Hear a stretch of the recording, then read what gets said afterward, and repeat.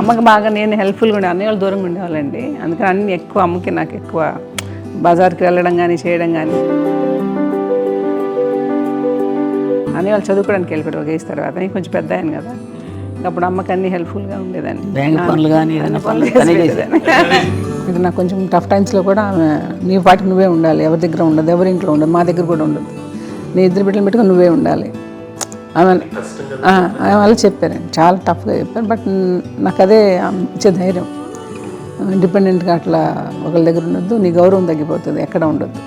అది నాకు చాలా ఇన్స్పైరింగ్ ఉండేది అమ్మ మాటలు. నాకు ఒకసారి కొంచెం ఏదో ఒక డిప్రెస్డ్ ఇదేదో వస్తే అందరి నుంచి నేను ఏదో సెపరేట్ అయిపోయినట్టు ఒక సిచ్యువేషన్ ఏదో వచ్చినప్పుడు అమ్మ నన్ను పట్టుకుని she said I am there for you always. ఎవరు నో అన్నా ఎస్ అన్నా ఫ్రెండ్స్ కానీ ఎవరైనా సరే ఎప్పుడు కూడా అలోన్గా మట్టుకు అనుకోకు, నేనున్నాను నీకు. నాకు ఇచ్చిన సలహా ఏం లేదు. బట్ ద బెస్ట్ థింగ్ మా అమ్మ దగ్గర నుంచి హగ్ అండి. ఈరోజు కూడా మా అమ్మని హగ్ చేసుకోకపోతే అంటే అది నాకు మా అందరిలోనూ, అంటే ఆవిడ పెద్ద చదువుకున్న వ్యక్తి కాదు, పెద్దగా నా ఎక్స్పోజర్ కాదు, కానీ ఇవాళ అన్నయ్య కానీ విజయ, మాధవి, నేను, కళ్యాణ్ బాబు ఈ రోజుకి టుగెదర్గానే ఉంటాం. కానీ ద ఇన్విజిబుల్ బాండేజ్ మా అమ్మ ఇచ్చింది.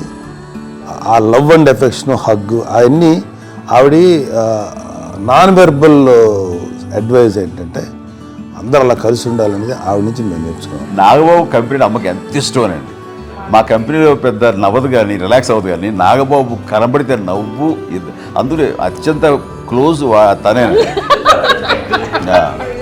అది చెప్పే కదా, ఇప్పటికి వాడు ముద్దు పెట్టుకుంటూ దగ్గర లాక్కు.